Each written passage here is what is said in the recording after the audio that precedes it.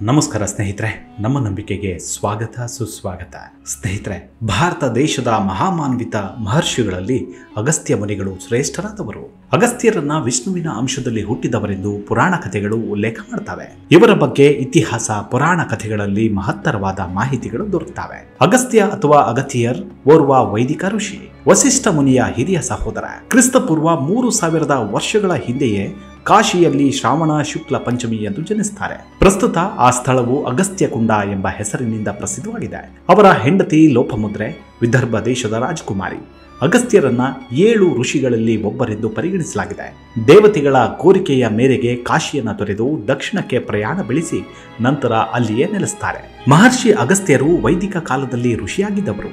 ಮಹರ್ಷಿ ಅಗಸ್ತ್ಯ ರಾಜ ದಶರಥನ ರಾಜಗುರು. ಮಹರ್ಷಿ ಅಗಸ್ತ್ಯರನ್ನ ಮಂತ್ರದೃಷ್ಟ ಋಷಿ ಎಂದು ಕರೆಯಲಾಗುತ್ತೆ. ಅವರು ತಪಸ್ಸಿನ ಅವಧಿಯಲ್ಲಿ ಆ ಮಂತ್ರಗಳನ್ನ ಕಣ್ಣಾರೆ ಕಂಡು ಅದರ ಶಕ್ತಿಯನ್ನ ನೋಡಿದವರು. ಋಗ್ವೇದದಲ್ಲಿ ಅವರ ಕುರಿತಾದ ನಾನಾ ವಿಶೇಷಣಗಳು ಕಾಣಸಿಗ್ತವೆ. ಮಹರ್ಷಿ ಅಗಸ್ತ್ಯರು ಸ್ವತಃ ಋಗ್ವೇದದ ಮೊದಲ ಮಂಡಲದ ಸೂಕ್ತ 165ರಿಂದ 190ರವರೆಗಿನ ಸ್ತೋತ್ರಗಳನ್ನು ವಿವರಿಸಿದ್ದಾರೆ.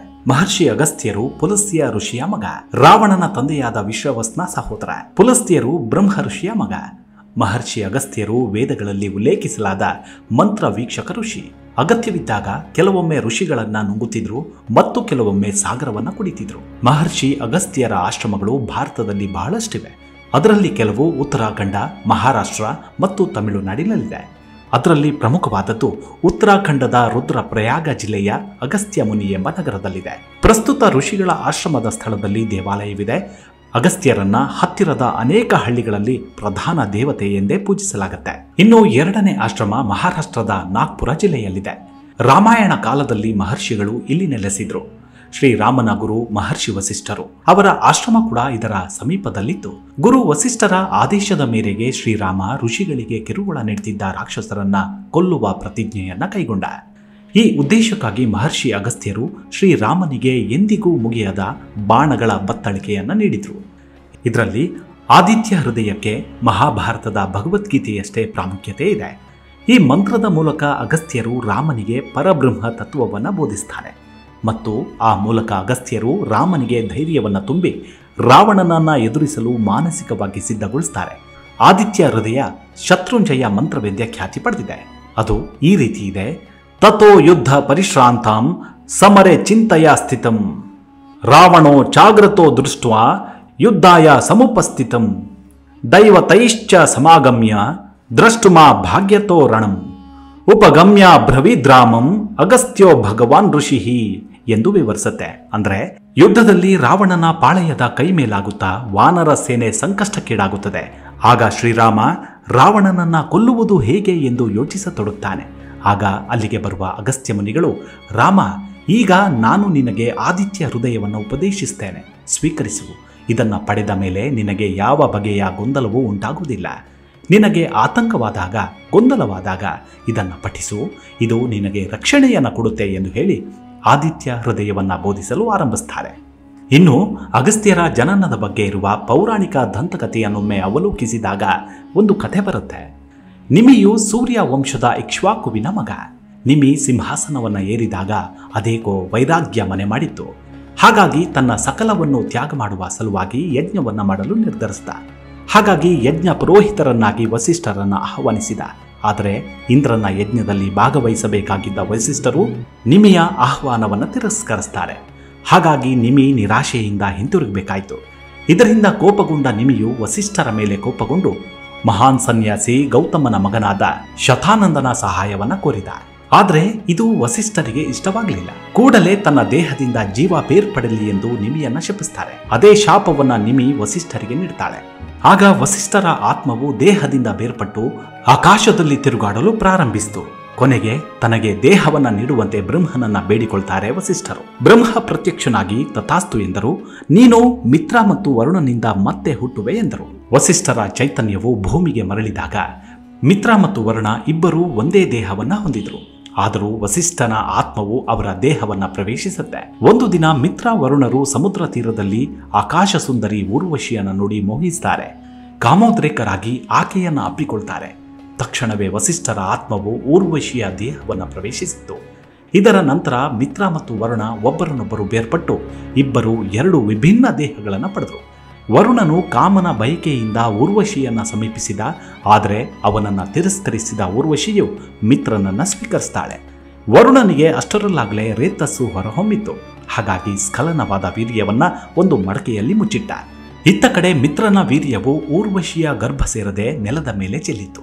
ನಂತರ ವರುಣನ ಜೊತೆಗೆ ಅದೇ ಪಾತ್ರೆಯಲ್ಲಿ ಮಿತ್ರನ ವೀರ್ಯವನ್ನು ಸಂಗ್ರಹಿಸಿ ಇಡಲಾಯಿತು.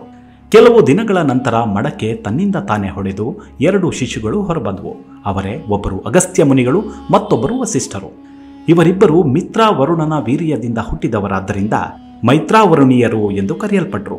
ಈ ಕಥೆಯು ಮಹಾಭಾರತದ ಶಾಂತಿ ಪರ್ವದಲ್ಲಿ 88ನೇ ಅಧ್ಯಾಯದ 343ನೇ ಶ್ಲೋಕದಲ್ಲಿ ಕಂಡುಬರುತ್ತೆ. ಪಿತೃಗಳ ಮೋಕ್ಷಕ್ಕೆ ಲೋಪಮುದ್ರೆಯನ್ನ ಸೃಷ್ಟಿಸಿ ಆಕೆಯನ್ನ ಆವಂತಿಯ ರಾಜನಾಗಿ ಇತ್ತು. ವಯಸ್ಸಿಗೆ ಬಂದ ಮೇಲೆ ಆಕೆಯನ್ನ ವಿವಾಹವಾದ ಅಗಸ್ತ್ಯರು ಆಕೆಯ ಬಯಕೆಯಂತೆ ಧನಾಕಾಂಕ್ಷಿಗಳಾಗಿ ಇಲ್ವಲ ಎಂಬ ರಾಕ್ಷಸನ ಬಳಿ ಬರ್ತಾರೆ. ಆತ ತನ್ನ ಸಹೋದರ ವಾತಾಪಿಯನ್ನ ಆಡಾಗಿ ಮಾರ್ಪಡಿಸಿ ಬ್ರಾಹ್ಮಣರಿಗೆ ಬಡಿಸಿ ನಂತರ ಮೃತ ಸಂಜೀವಿನಿ ವಿದ್ಯಾ ಪ್ರಯೋಗದಿಂದ ಆತ ಬ್ರಾಹ್ಮಣರ ಹೊಟ್ಟೆ ಸೀಳಿಕೊಂಡು ಬರುವಂತೆ ಮಾಡಿ 9,000 ಬ್ರಾಹ್ಮಣರನ್ನ ಕೊಂದು ಅವರ ಸ್ವತ್ತನ್ನು ವಶಪಡಿಸಿಕೊಂಡಿರ್ತಾನೆ.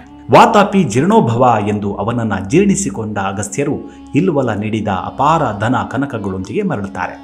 ಸಮುದ್ರದ ಒಳಗೆ ಅಡಗಿ ರಾಕ್ಷಸರನ್ನ ಕೊಲ್ಲಲು ಸಮುದ್ರವನ್ನೇ ಅಪೋಷಣ ತೆಗೆದುಕೊಂಡು ದೇವತೆಗಳಿಗೆ ನೆರವಾಗ್ತಾರೆ.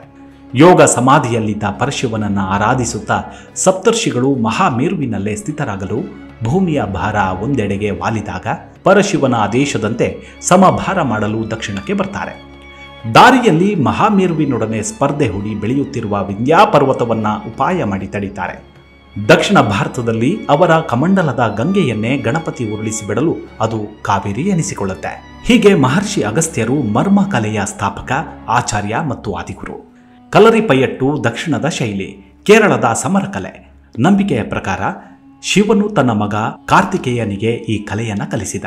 ನಂತರ ಮುರುಗನ್ ಈ ಕಲೆಯನ್ನ ಅಗಸ್ತ್ಯರಿಗೆ ಕಲಿಸ್ತಾರೆ. ಮಹರ್ಷಿ ಅಗಸ್ತ್ಯರು ಈ ಕಲೆಯನ್ನ ಇತರ ಸಿದ್ಧರಿಗೆ ಕಲಿಸಿದ್ರು. ಇದರ ಕುರಿತಾದ ಮಾಹಿತಿಯನ್ನ ತಮಿಳು ಪುಸ್ತಕದಲ್ಲಿ ಬರೆದರು. ಮಹರ್ಷಿ ಅಗಸ್ತ್ಯರು ಸಿದ್ಧಂ ವೈದ್ಯಂ ಎಂಬ ದಕ್ಷಿಣದ ವೈದ್ಯಕೀಯ ಪದ್ಧತಿಯ ಜನಕರೂ ಹೌದು.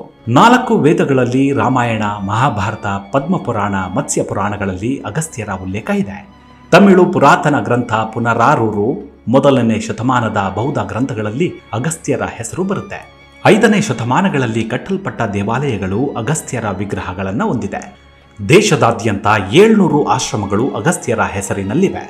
ಇನ್ನು ಅಗಸ್ತ್ಯರ ಕೊಡುಗೆಗಳನ್ನು ಗಮನಿಸಿದಾಗ ಋಗ್ವೇದದ ಒಂದು ಭಾಗದ ರಚನೆ ಮಾಡಿದ್ದು, ಲಲಿತ ಸಹಸ್ರನಾಮವನ್ನ ಹಯಗ್ರೀವ ದೇವರಿಂದ ಕಲಿತು ಲೋಕಕ್ಕೆ ನೀಡಿದ್ದು, ಶ್ರೀರಾಮನು ರಾವಣನ ಮೇಲೆ ವಿಜಯ ಸಾಧಿಸಲು ನೆರವಾಗಲು ಆದಿತ್ಯ ಹೃದಯ ಉಪದೇಶ ಮಾಡಿದ್ದು, ಲಕ್ಷ್ಮೀ ಸ್ತೋತ್ರ, ಸರಸ್ವತಿ ಸ್ತೋತ್ರ ರಚನೆ ಮಾಡಿದ್ದು, ಅಗಸ್ತ್ಯ ಸಂಹಿತೆ ರಚನೆ ಮಾಡಿದ್ದು, ಇಂದಿಗೂ ಪ್ರಚಲಿತವಿರುವ ವಿಶ್ವದ ಅತ್ಯಂತ ಪ್ರಾಚೀನ ಸಮರಕಲೆ ಕಳರಿಪಯಟ್ಟುನ ಜನಕ ಅಗಸ್ತ್ಯರಾಗಿದ್ದು, ತಮಿಳು ಭಾಷೆಯ ಜನಕ.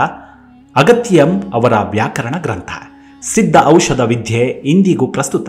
ಅದರ ಜನಕರು ಕೂಡ ಅಗಸ್ತ್ಯರೇ. ಇಂದಿಗೂ ಪ್ರಚಲಿತವಿರುವ ನಾಡಿ ಜ್ಯೋತಿಷ್ಯ ಅಗಸ್ತ್ಯರು ನೀಡಿದ ಕೊಡುಗೆ. ಕ್ರಿಯಾಯೋಗವನ್ನ ಪರಶಿವನು ಪಾರ್ವತಿಗೂ, ಪಾರ್ವತಿ ಕಾರ್ತಿಕೇಯನಿಗೂ, ಕಾರ್ತಿಕೇಯ ಅಗಸ್ತ್ಯರಿಗೂ ತಿಳಿಸಿದ ಎಂದು ನಂಬಿಕೆ ಇದೆ. ಮಹಾವ್ಯಾಧ ಅಂದರೆ ಓರಯನ್ ನಕ್ಷತ್ರ ಪುಂಜದ ಪೂರ್ವ ದಕ್ಷಿಣಕ್ಕೆ ಇರುವ ಹೊಳೆಯುವ ಪ್ರಕಾಶಮಾನವಾದ ನಕ್ಷತ್ರವೇ ಅಗಸ್ತ್ಯರು ಅಂತ ನಂಬುತ್ತಾರೆ. ಅವರನ್ನ ಕ್ಯಾನಪಸ್ ನಕ್ಷತ್ರವೆಂದು ಕರೆಯಲಾಗುತ್ತೆ.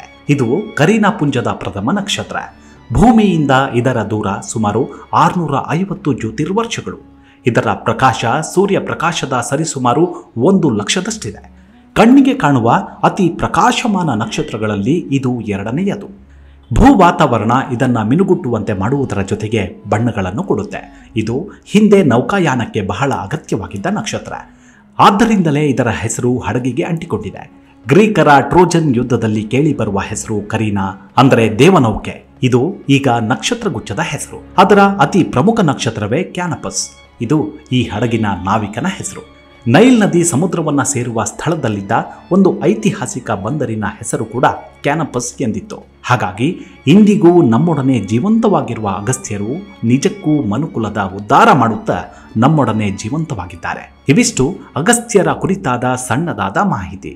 ಮುಂದಿನ ಎಪಿಸೋಡ್ನಲ್ಲಿ ಮತ್ತೆ ಸಿಗೋಣ. ಅಲ್ಲಿವರೆಗೂ ನಿಮ್ಮ ಆರೋಗ್ಯದ ಕಡೆ ಗಮನವಿರಲಿ. Take care. ನಮಸ್ಕಾರ.